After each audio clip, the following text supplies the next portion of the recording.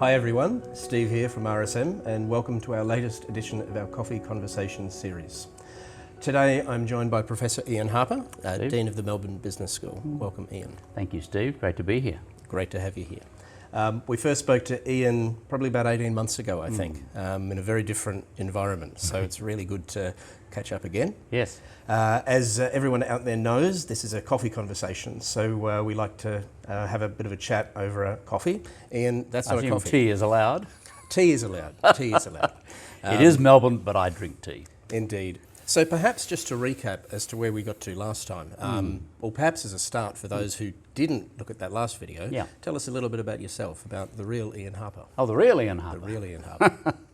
Well, I'm an economist by training, and I find myself here now as Dean of the Melbourne Business School, which is part of the Melbourne University. I don't practice economics here, obviously, but I taught economics here for 16 years. Before I went downtown to work for Deloitte, Access Economics, I did practice economics there, and then came back here to be Dean, and I'm just on 5 years here now as Dean of Melbourne Business School. But as an economist, I have a number of other responsibilities. I have the privilege of serving on the Reserve Bank Board in my role as an economist there, and also leading a committee for the ABS, the Bureau of Statistics for the government. So that's the Ian Harper. I guess the other thing I can say is that I'm happily married to Rosalind, 2 sons and 5 grandchildren with a 6th on the way. Oh, congratulations, that's fantastic. So perhaps tell us a little bit about a couple of those roles that you've currently got. I'm particularly interested in your Melbourne Business School role, given what we've been through with the pandemic, and we're kind of coming out the other side of that.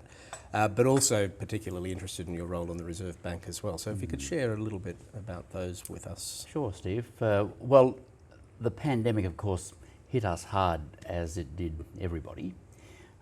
But one of the things that it did for us was to enable us to enter the digital online world with a rush. We'd been creeping up on that at the business school for a number of years, and you'd be unsurprised to know that some of my colleagues here at the business school were pretty skeptical about the value of online education, and it was taking time for us to make those moves.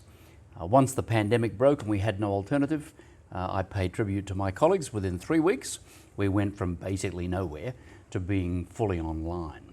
Now, when I say online, I mean basically remote, putting our classes up on the internet rather than doing online education as it's properly configured. That we're now doing, we're investing in that, but it opened an opportunity for us. On the award side, as we say, so the MBA degree and the Master of Business Analytics degrees, so that side of the business, the pandemic was a real opportunity for us to build. On the other side of the business, which is executive education, where we're not actually handing out degrees, but we're doing short courses and custom courses for clients, that business died, as you might imagine, because everybody went to ground. It's taken us time to rebuild that, but I'm pleased to say, Steve, that this week my colleagues told me the school was quote unquote full. We were fully occupied, every single space, with teaching for award programs and with executive education, and the place was completely abuzz. So it's taken us, well, not nearly 3 years, I guess, but there it is. No, that's a wonderful story. And I recall the last time we spoke, and we very much framed the conversation around the challenges that you've had to deal with as Dean of the Melbourne Business School, and the opportunities that came out of that. And I do recall that was a key part of it, was the movement from the more traditional face-to-face learning to online learning, and really embracing that. So it's wonderful that that's really come to fruition, and you're actually gaining more and more traction. Yeah, we are. As Well, the school is in a fortunate position, Steve. We have an endowment of considerable size, and I've been involved with this institution for 30 years. I've never seen the board reach into the endowment for a major strategic investment. Which they have done this time. So we've now invested not just in the hardware that's associated with this, but more skills, a new division of learning innovation, as we're calling it, new colleagues, new design of instruction. The whole thing is moving much more online. Not abandoning face-to-face, because our students still want that, right? But flexibility and presence.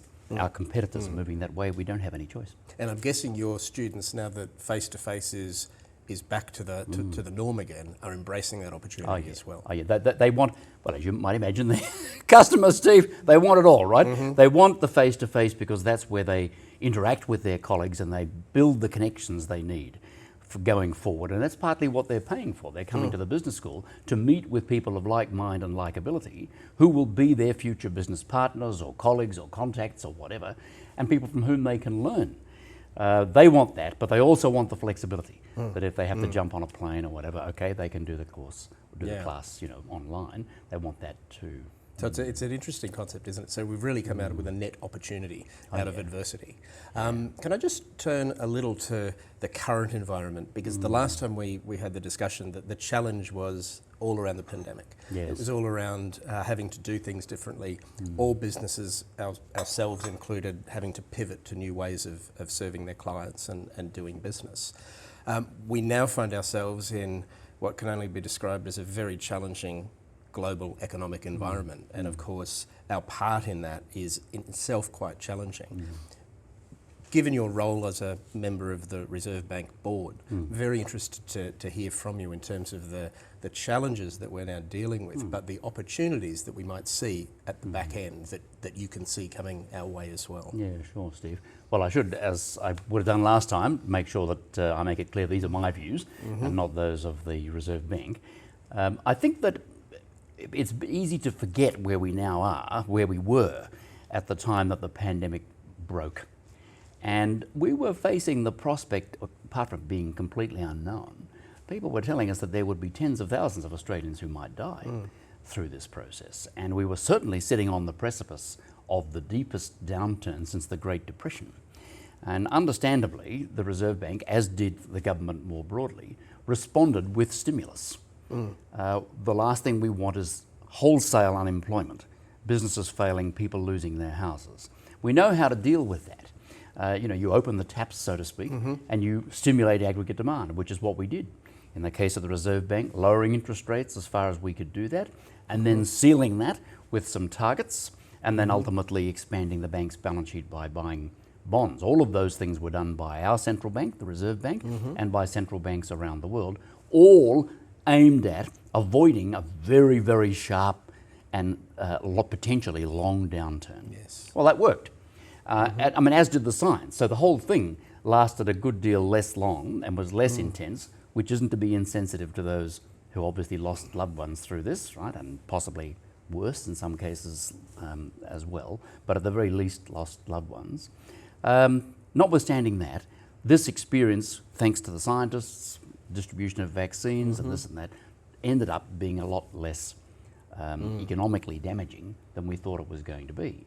Then all of a sudden things turn on a dime and we're dealing with a very different problem, with the Russian invasion of the Ukraine, with the Chinese government's much more intense efforts to keep the virus under control, zero tolerance, difficulties with supply lines. And so, as economists say, we went from a demand side problem to a supply side problem very, very quickly.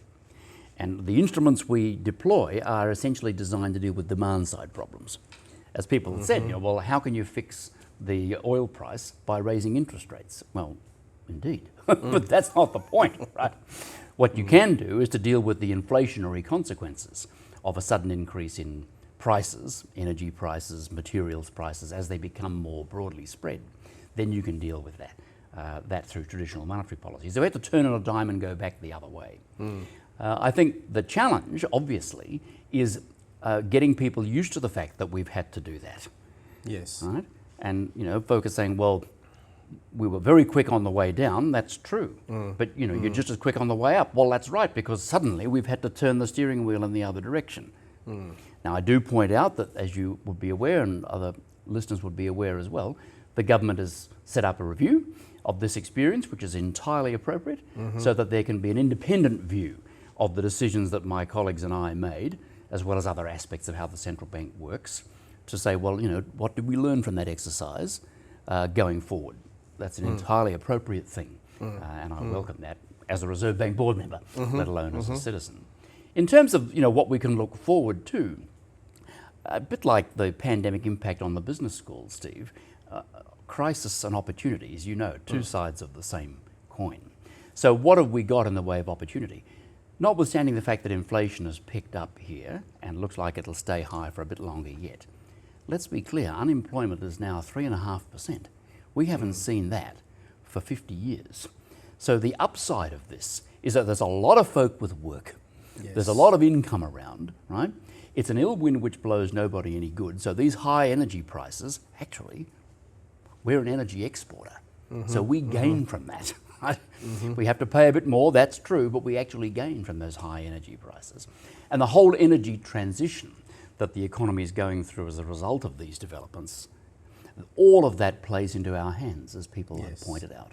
You know, we used to have we still do have a lot of coal, right? Got a lot of uranium, but we've also got an awful lot of sunshine and wind. And we will lead in that transition. Lots of jobs, lots of technology, high-paying jobs, as we help make the energy transition for ourselves, but more broadly elsewhere in the world. So, you know, there's an awful lot of upside involved in this as well, particularly when everybody who wants a job basically has a job. There are as many vacancies, Steve, as there are people looking for work. That's how tight the labour market is. Yeah. Look, Ian, it's always wonderful to finish on a positive note, and I think we've got a lot of very good things to look forward to. Short term, a little bit of pain in the short term, but over the long term, we can only see things getting better. So, Ian, thank you very much once again for joining me. Thank you all for tuning in as well. Signing off for now, and looking forward to seeing you all again next time. Thank you.